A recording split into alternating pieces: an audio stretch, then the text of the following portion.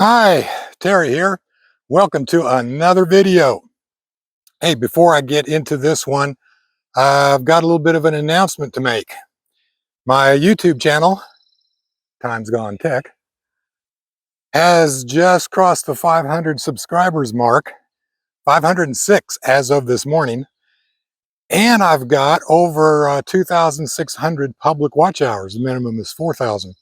So actually, I'm just over the hump. I'm like halfway there toward getting monetized.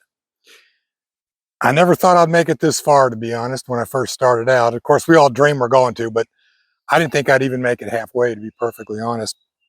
And when I get monetized, this is going to represent a major step for me because it will give me a budget to actually work with. So if you like any of the videos that I've been doing so far, once I get monetized, I can be doing a lot more and better ones. Maybe even actually afford to buy a real professional quality video camera. If you have subscribed, thank you. You're the one that put me where I'm at, 506 right now. I appreciate every one of you. If you haven't, then I invite you to hit that subscribe, like, and notification button. It helps me out a lot. And I'm not going to sell any of your information to anybody. You won't be getting any spam or phishing emails from me or nothing like that. I keep all my propaganda to myself. And maybe in the past or in the future, you might see a video you like. If you have already subscribed or haven't, then let's go ahead and click that like button because that really helps a lot. Appreciate it. Okay, so on to today's video. Uh, if you've watched my past videos, then I'm sure you are familiar with this. This is my reproduction of a British 1738 heavy land service pistol, also called a heavy Dragoon. It is made in India, imported by a company called Veteran Arms in Georgia. And I've done a video on this before. I've actually done several on it. And if you've seen those videos and you're thinking about getting one for yourself, I just checked and they do have at least one in stock, maybe more, but don't expect it to come in looking like this. They cost for around $500 and they come in the way they would have been issued, okay? The wood is not nearly finished as well as this.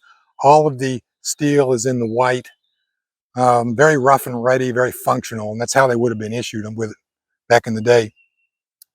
And for any of you who are going to start ragging on having been made in India, I suggest you go get your history books out, okay? Because India used to be part of the British Empire, and the British had a love affair going with Indian-made products, cuisine, culture. So it would not have been unusual at all to find a British military firearm made in India, issued in Britain, and then put into service maybe in the Americas. Flintlock, 62 caliber smooth bore with a 12-inch barrel. I've been kind of curious as to how much damage this thing can do. I've shot watermelon, soda bottles, paper targets, but today I got something a little better in mind. Today we're going to go with the meat target. So stick around. This is the Paul Harrell inspired meat target. I call it that because it was actually, as far as I know, invented by another YouTuber named Paul Harrell, who has his own channel, Paul Harrell Productions. And he's the one that actually used this the first time I saw it. And I believe in giving credit where credit is due. So I don't want anyone, especially Paul, to get the idea that I'm trying to pass this off as my idea.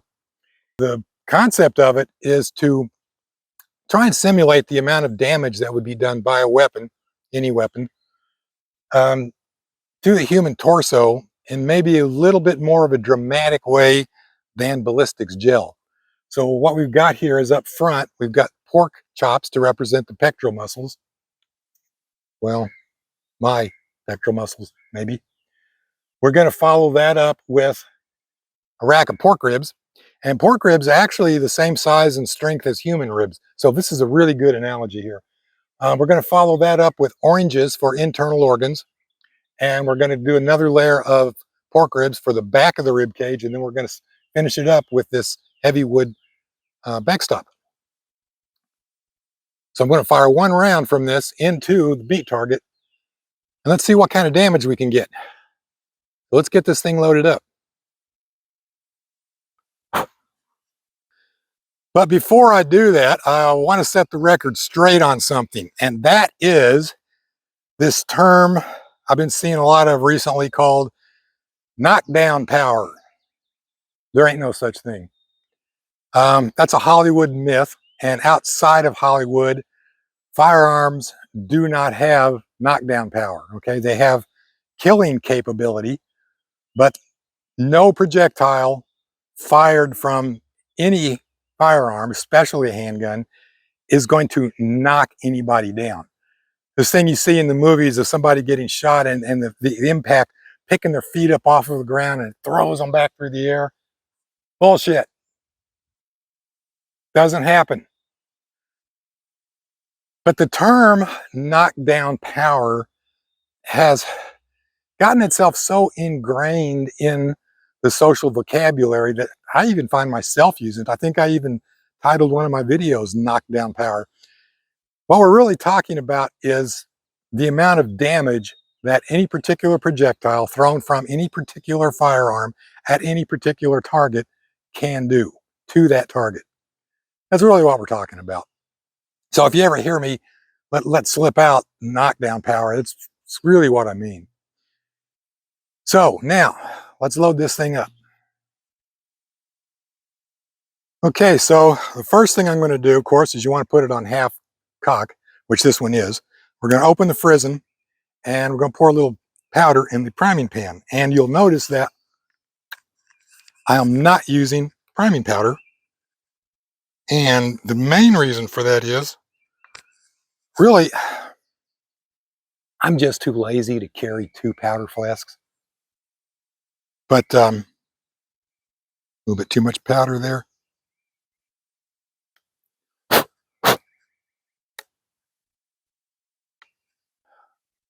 Also, in my personal experience, Triple F works just as well in the flash pan as 4F. If I was going to go into combat or if I was going to go deer hunting or something, then yeah, I might use some 4F in the flash pan. But just for shooting watermelons and meat targets, 3F is fine. So what I'm using here is my own homemade, Terry's own, Triple F black powder made with Eastern red cedar bark. Now, back in the day, it would have been made with something like white willow, which is a lot hotter. The modern stuff that we get here in America used to be called Go-X. They're out of business now, but if you were smart and stocked some up, like some other people I know, it's actually, I've heard, made from maple, which is kind of a soft, hard, soft wood. So the Eastern red cedar is a little bit softer than the maple, and then the white willow would have been even softer than that. The fastest powder I've ever seen was made from balsa. I mean, that stuff was, man, a little bit expensive though for shooting in a black powder firearm, but if you just want some fast powder, that's the way to go. Okay, so I got my priming pan done. Now I'm gonna load the main charge. But first, I want to show you something. This is a typical 45 caliber .451 lead ball coming in at 137 grains. Now this is fired from, my Colt replica 1860 Army with an 8-inch barrel. And we all have seen from meat target tests the kind of damage that this thing can do to a set of pork ribs and oranges. This is what I'm firing today. 0.60 inches, 325 grains. So 137 grains, 325 grains. I'm going to use a 45 grain charge with a 12-inch barrel. I'm really curious to see how this thing works.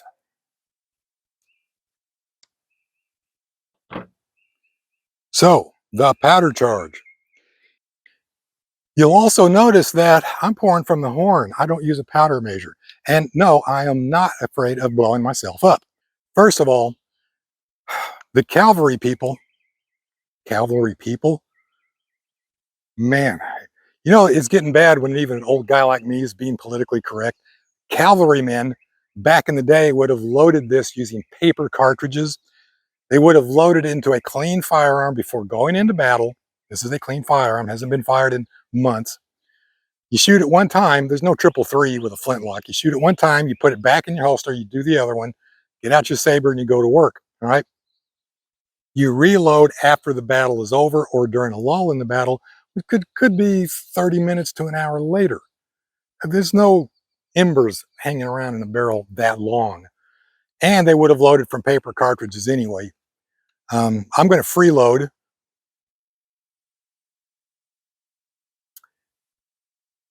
Yeah, okay, I'm going to freeload. 45 grains,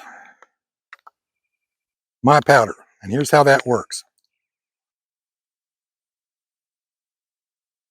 And there we are, 45 grains. And I know that because I've used this powder horn enough that 1 second equals 10 grains. Now I'm going to drop the ball in, casting sprue down. Where is it? This one came out really good. There it is. Casting sprue down.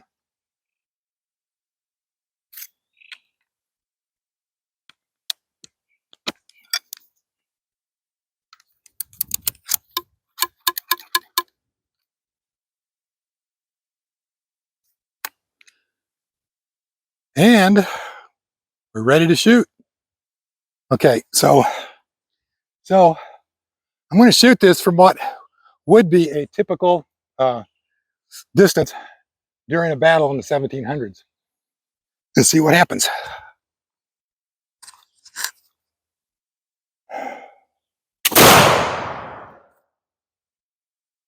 Holy moly. Let's have a look. Okay, first, it shot a little high. Got that pork rib right at the top. Look at the size of that exit wound. Oh, man. Here's where it hit the ribs. And it hit a rib dead center. Oh, and by the way, you might notice on this one, I left the plastic on. In the past, I've been taking them off. I decided to leave the plastic on this one to simulate skin, clothing, things like that. And yeah, this thing just smashed those ribs, just pulverized them. I could just feel little bits of bone in there on my fingers. Okay, now, internal organs. Well, that used to be an orange. Let's say that this was the guy's heart. There's pieces over here on the ground. There's the guy's heart. Not bad at all, huh? And I mean, there's pieces in here just all over. There's just a graze and it just split it open.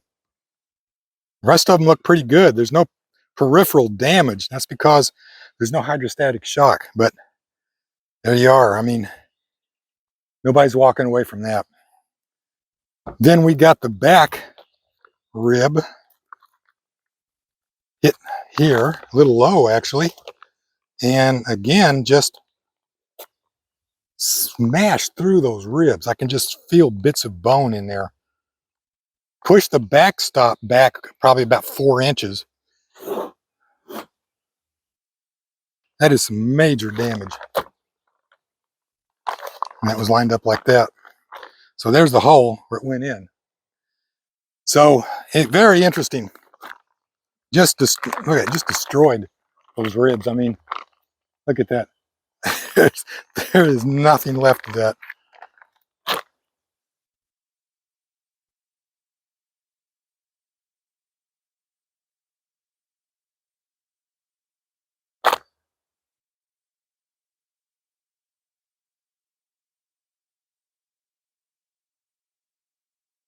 Okay, so what conclusions can we draw from that little demonstration? Well, at close range, this thing is deadly. Now, I know the amount of damage done was not nearly as impressive as what would be done by a lot of modern handguns.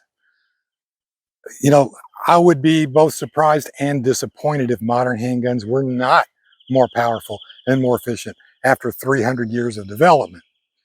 But it isn't fair to compare 18th century technology with 21st century technology. This belongs in a different time, fighting a different war by different rules. Just taking it on its own merits, it's easy to see why this was so popular among both British and American cavalry, um, skirmishers, guerrillas, maybe even some road agents at times, for almost 100 years. In the day, this was the best handgun you were going to get, and it served its purpose. So, hope you enjoyed my little demonstration. Thanks for watching, and see you next time.